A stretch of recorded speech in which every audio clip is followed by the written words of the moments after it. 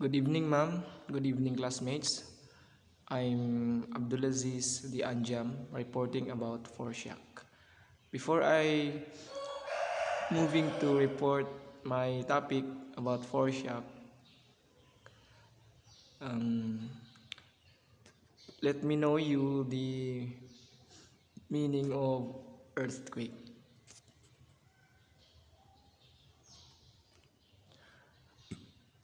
Earthquake, a sudden and violent shaking of the ground, sometimes causing great destruction as a result of movement with the Earth's crust or volcanic action.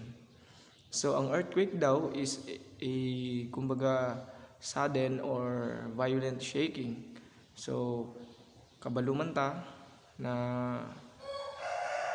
ang ang earthquake is always na nag-occur sa Philippines, di ba? Kasi dito sa atin is maraming vulkan. So, dito madalas nag-o-occur yung earthquake. So, minsan malalakas yung mga intensity, may mga magnitude 5 point something, magnitude 6 point something, 7, ganyan. So, ang mas malala dyan is yung 7 and up. So, let's move to foreshock. Foreshock are earthquakes that precede larger earthquakes in the same location. An earthquake cannot be identified as a foreshock until after a larger earthquake in the same area occurs. So, ang ibig sabihin ng foreshock daw is earthquake din siya, pero hindi siya ma-identify na foreshock, no? If halimbawa, if hindi natin ma-feel yung halimbawa kung earthquake lang na parang yung bang mahina, so nagiging foreshock siya pag lumalakas within the same time. So mag-o-occur yan in the same area. So kapag na-feel mo na may earthquake. So kung mahina lang, earthquake lang yon. Pero pag palakas hanggang sa umaabot ito ng 30 seconds, minsan 1 minute or 1 minute and 30 seconds. So, foreshock na ang tawag dyan. Foreshock earthquake. Next. What is an example of a foreshock earthquake? They occur from a matter of minutes to days or even longer before the main shock. For example, the 2002 Sumatra earthquake is regarded as foreshock of the 2004 Indian Ocean earthquake with a delay of more than 2 years between the two events. No? So, ano daw yung mga example ng foreshock earthquake? So, gaya nga ng sinabi ko kanina, no, they occur from a matter of minutes to days or even longer before the main shock. So, yung foreshock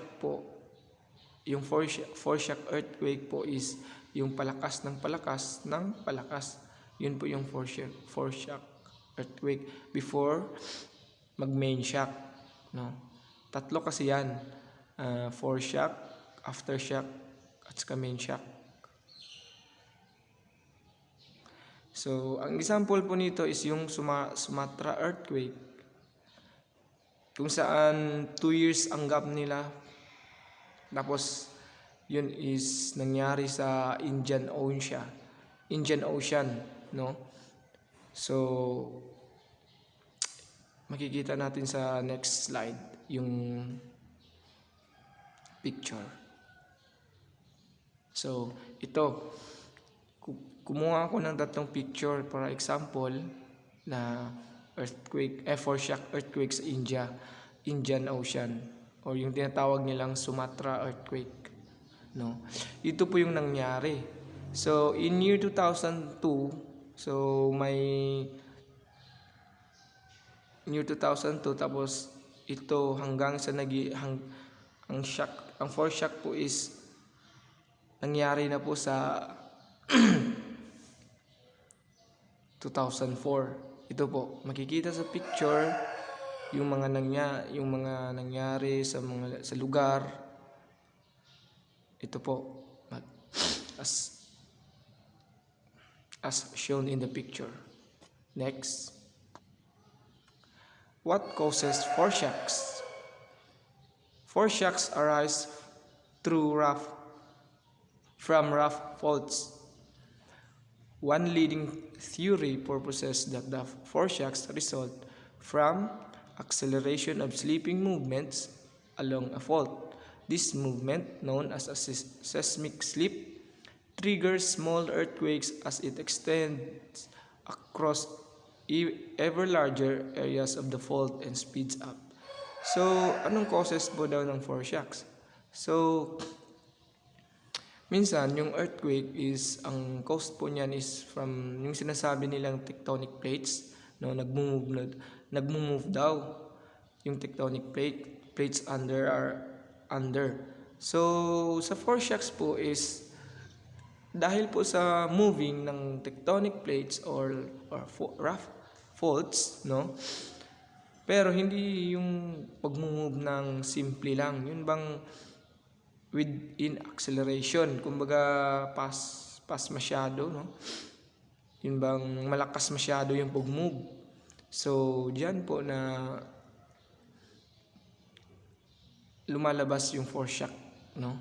Minsan po yung lugar is nagka-crack, no? Kaya ng lupa. Tapos minsan may sinkhole, ganyan. So, and that's all my topic. Thank you, ma'am. Thank you, classmates.